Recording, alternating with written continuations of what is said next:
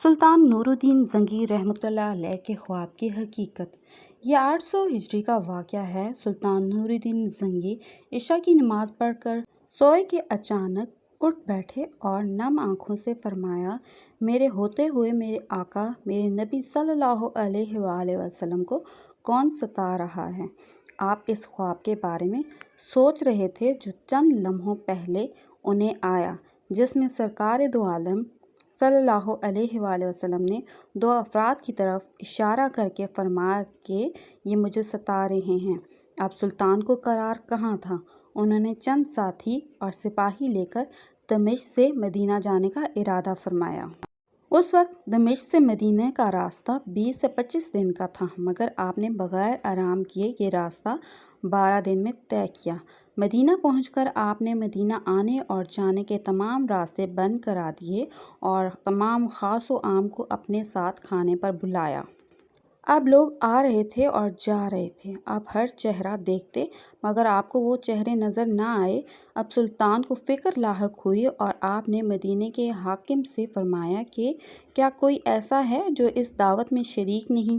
جواب ملا کہ مدینہ میں رہنے والوں میں سے تو کوئی نہیں، مگر مغربی دو زائرین جو رسول اللہ صلی اللہ علیہ وآلہ وسلم کے روضہ کے قریب ایک مکان میں رہتے ہیں، تمام دن عبادت کرتے ہیں اور شام میں جنت البقیع میں لوگوں کو پانی پلاتے ہیں، جو عرصہ دراز سے مدینہ میں مقیم ہیں۔ سلطان نے ان سے ملنے کی خواہش ظاہر کی۔ دونوں زائر بظاہر بہت عبادت گزار لگتے تھے۔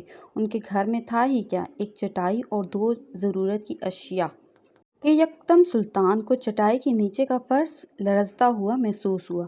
آپ نے چٹائی ہٹا کر دیکھا تو وہاں ایک سرنگ تھی۔ آپ نے اپنے سپاہی کو سرنگ میں اترنے کا حکم دیا۔ وہ سرنگ میں داخل ہوئے اور واپس آ کر بتایا کہ یہ سرنگ نبی پاک صلی اللہ علیہ وآلہ وسلم کی قبر مبارک کی طرف جاتی ہے۔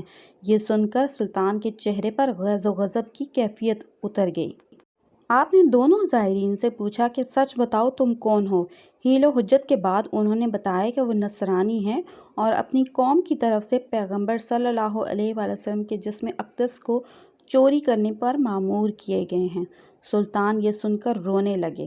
اسی وقت ان دونوں کی گردنیں اڑا دی گئیں۔ سلطان روتے جاتے اور فرماتے جاتے کہ میرے نصیب کہ پوری دنیا میں اس خدمت کے لیے اس غلام کو چنا گیا۔